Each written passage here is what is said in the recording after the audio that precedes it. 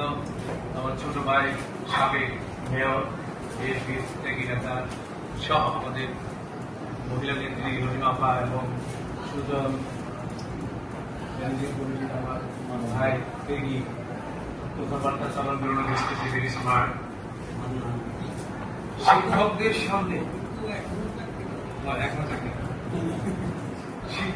সামনে আমি আসলে সরাসরি একটু লজ্জা বোধ করি। আমার কাছে শিক্ষকের হচ্ছে সম্মান। কিন্তু আমি আরেকটা জিনিস বলি, ওনার কিন্তু একটা কলেজ আছে মালয়েশিয়াতে। স্পাইট অফ এজ, কে বড় কে ছোট, এটা আমার কাছে মনে হয় না। আমার কাছে মনে হয় শিক্ষক মানে শিক্ষক।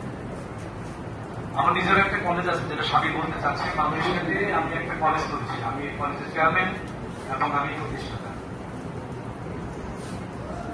আজকে বাংলাদেশের যে সময়ে আপনাদের সামনে আমি কথা বলছি, সেই সময়টা হচ্ছে একটা ফেসিবাদ মুক্ত বাংলাদেশ। আমি যখন 5ই আগস্টের পরে 6ই আগস্ট যখন বাংলাদেশে এসে নামলাম, তখন আমার কাছে ঢাকা এয়ারপোর্টের আলো বাতাস মনে হলো ভিন্ন, রাস্তাঘাট শীতঘাম কোন শব্দ নাই, মনে হয় পরিবর্তন হয়ে গেছে। গাছপালা দেখলে আমার কাছে পরিবর্তন মনে হয়েছে।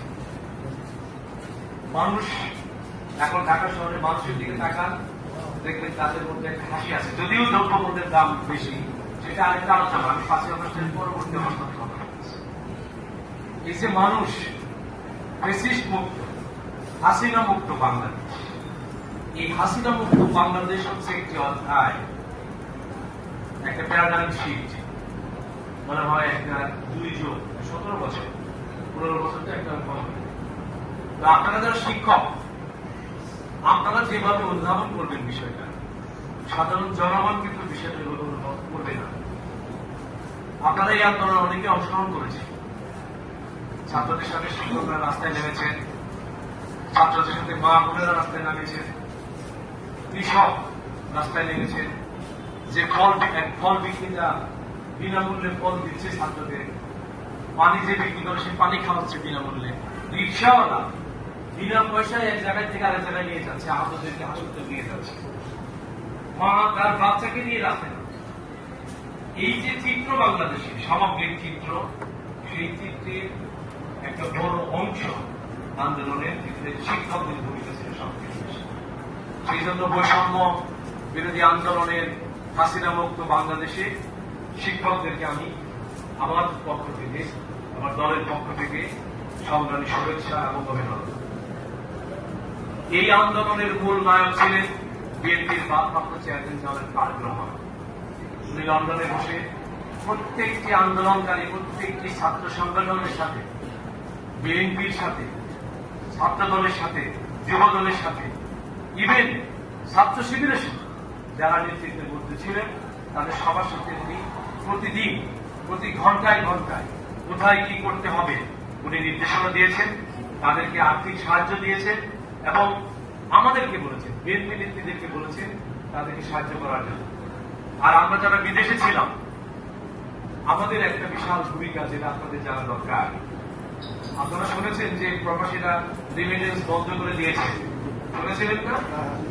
এটা ছিল আমাদের দেশনায়ক তারেক রহমান আমাদেরকে জুম মিটিং করে, আমাদের প্রত্যেকটা দেশের কমিটি আছে, কমিটির প্রেসিডেন্ট সেক্রেটারিদেরকে জুম মিটিং করে উনি নির্দেশনা দিলেন 28শে জুলাই, ঠিক বছরের 1 সপ্তাহ, 28শে জুলাই, যে আপনারা সাময়িক, কারণ রেমিটেন্স তো বন্ধ করে দেওয়া যাবে, তাহলে দেশ চলবে না, পরিবার চলবে না। যে প্রবাসী তার পরিবারকে টাকা পাঠায় সে তো তখন বিপদে পড়বে। সেই জন্য বলছে যে স্বল্প সময়ের জন্য এই হাসিনার পতন হওয়া পর্যন্ত আপনারা রেমিটেন্স বন্ধ করবেন। আমরা সেই আন্দোলনে সরাসরি অংশগ্রহণ করেছি, বন্ধ করে দিয়েছি।